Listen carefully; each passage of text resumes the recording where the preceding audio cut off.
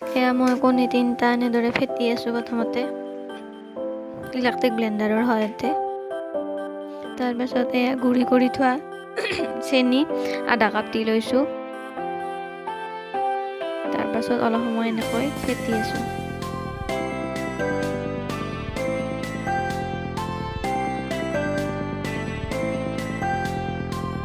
তাৰপাছত এয়া ৰিফাইন তেল লৈছোঁ মই আধা কাপ। তাৰপাছত এনেকৈ যেতিয়ালৈকে মিশ্ৰণখিনি মিক্স হৈ নাযায় তেতিয়ালৈকে অলপ সময় এনেকৈ ফেটি থাকিব।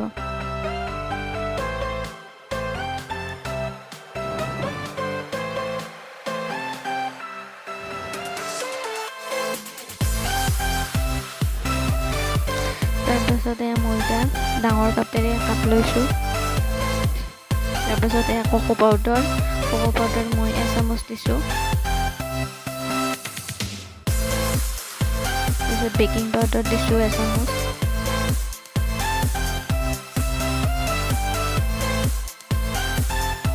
তাৰপিছত বেকিং চ'ডা দিছোঁ অলপমান।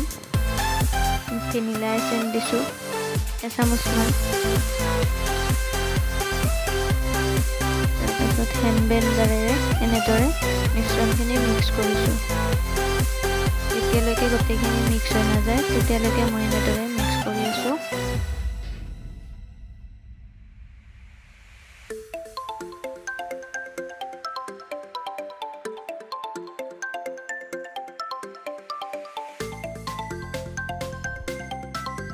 মিশ্ৰণখিনি অলপ গোটা হ'ল, গতিকে ইয়াত মই অলপ গাখীৰ দিব লাগিব। এতিয়া গাখীৰ দি মই আৰু ভালদৰে লৰাব লাগিব।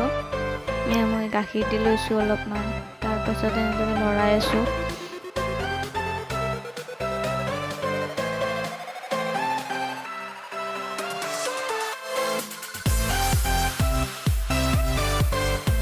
তাৰপাছত এনেদৰে এডাল সূতাৰ নিচিনা হ'লে মানে মিশ্ৰণটো কেক বনাবৰ কাৰণে পাৰফেক্ট। এয়া মই গাখীৰ দিছোঁ আৰু অলপ দি আৰু ভালদৰে লৰাই আছোঁ। এতিয়া মানে সূতাৰ দৰে হৈছে। এতিয়া মিশ্ৰণখিনি মানে কেক বনাবৰ কাৰণে পাৰফেক্ট হৈছে।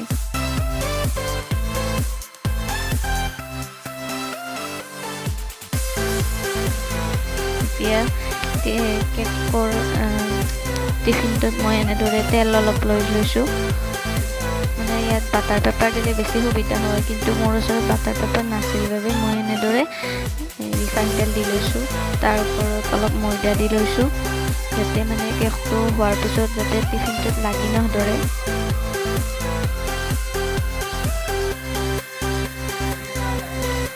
এনেদৰে চাৰিওপিনে লগাই লৈছোঁ।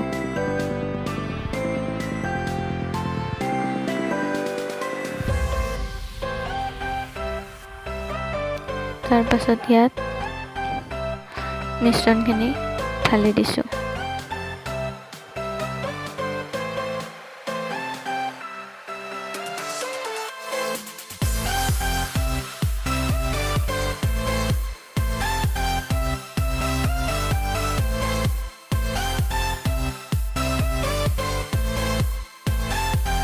তাৰপাছত এনেদৰে গেছত মই লৰা এটা বহাই দিছোঁ। তাত নিমখ দি লৈছোঁ। তাৰ ওপৰত ষ্টেণ্ড এডাল দিছোঁ।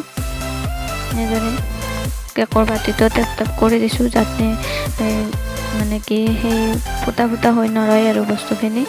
তাৰপিছত এনেদৰে ঢাকনি দি লৈছোঁ।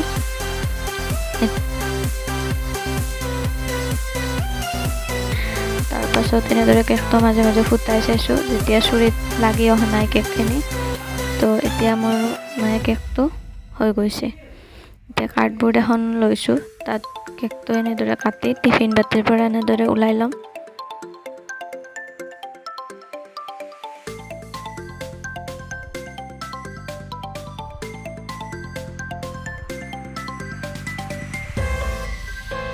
এতিয়া আমি 3টা লেয়াৰত কেকটো এতিয়া মানে কাটি ল'ম। ছুৰী দি কাটিব পাৰে, কিন্তু মোৰ ছুৰী দি কাটিলে অলপ সেই হ'ব কাৰণে মই এনেদৰে প্ৰথমতে চিন দি লৈছোঁ।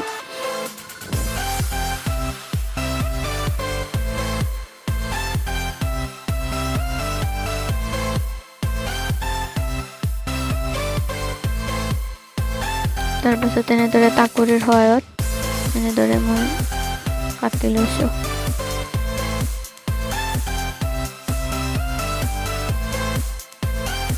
এনেদৰে কাটিলে মানে একদম মানে সমান জোখত কাটা যায়, তাৰ বাবে এনেদৰে কাটো আৰু সহজ হয়।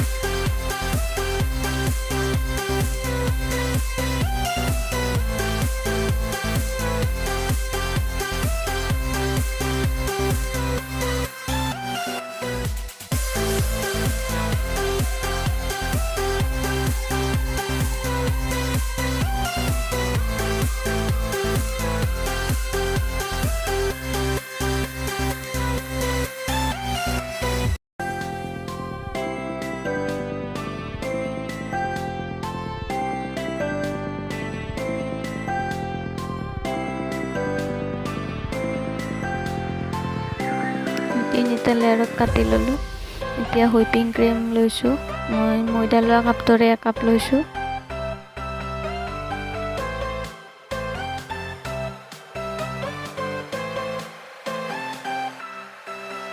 তাত অলপ ভেনিলা এচেঞ্চ দি লৈছোঁ আৰু গুড়ি কৰি থোৱা চেনি লৈছোঁ। এয়া ব্লেণ্ডাৰেৰে ফেটি আছোঁ।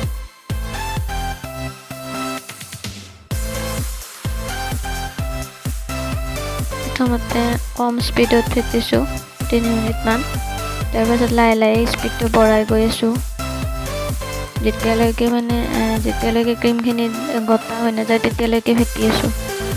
তাৰপাছত চেনি চিৰাপ এটা তৈয়াৰ কৰি লৈছোঁ চেনিৰ গুড়ি আৰু পানীৰে।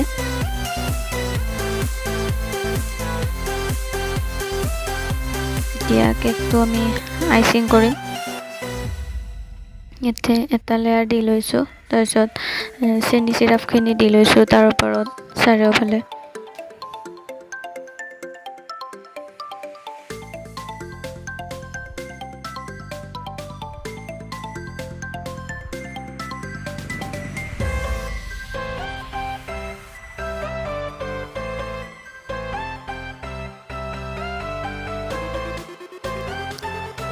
পাইপিং বেগ লৈছোঁ। পাইপিং বেগত এনেদৰে মই ক্ৰীমখিনি এনেদৰে ভৰাই ল'ম।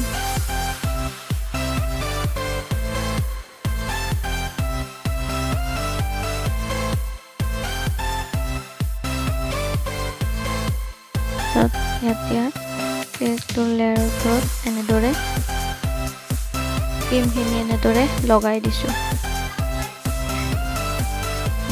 এনেদৰে চাৰিওফালে লগাই লৈছোঁ। তাৰপাছত এনেদৰে মিলাই দিছোঁ।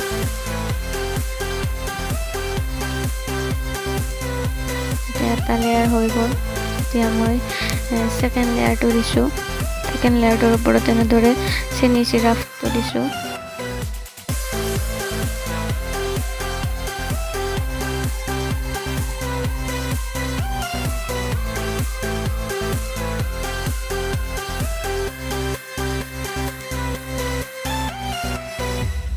তাৰপাছত ক্ৰীমখিনি এনেদৰে লগাই লৈছোঁ।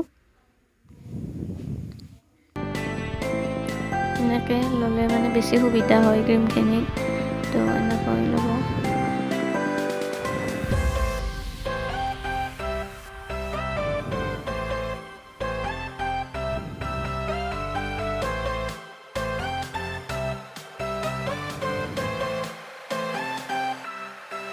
ছেকেণ্ড লেয়াৰটো হ'ল। এতিয়া থাৰ্ড লেয়াৰটো দি লৈ এতিয়া মই ইয়াতে চেনি চিৰাপটো দি লৈছোঁ।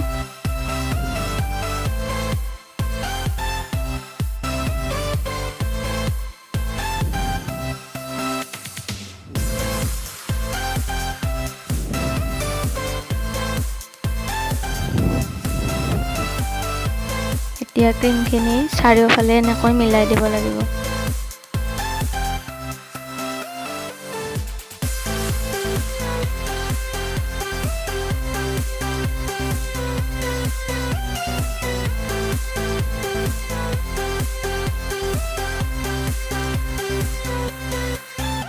কেকটো এতিয়া ডিজাইন দিবৰ কাৰণে এনেদৰে পাইপিং বেগত মই ফুড কালাৰ লৈ লৈছোঁ। এতিয়া কেকটো ডিজাইন কৰিম।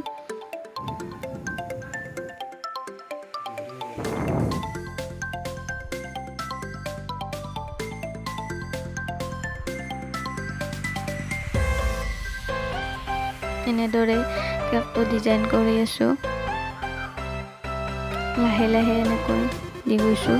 তাৰ পাছত এতিয়া কেকটোৰ ওপৰত এনেদৰে ফুল বনাই দিম। এনেদৰে চাৰিওফালে দি লৈছোঁ লাহে লাহে।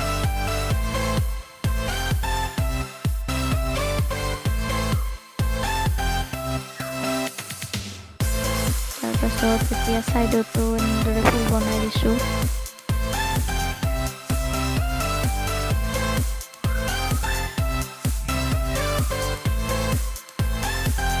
এতিয়া এনেদৰে লিখি দিছোঁ ওপৰত।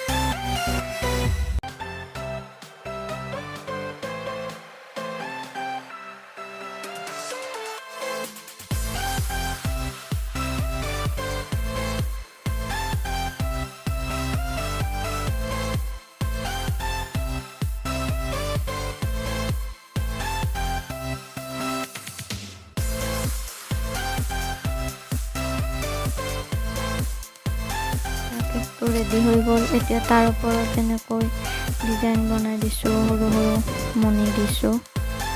এয়া কেকটো ৰেডি হৈ গ'ল।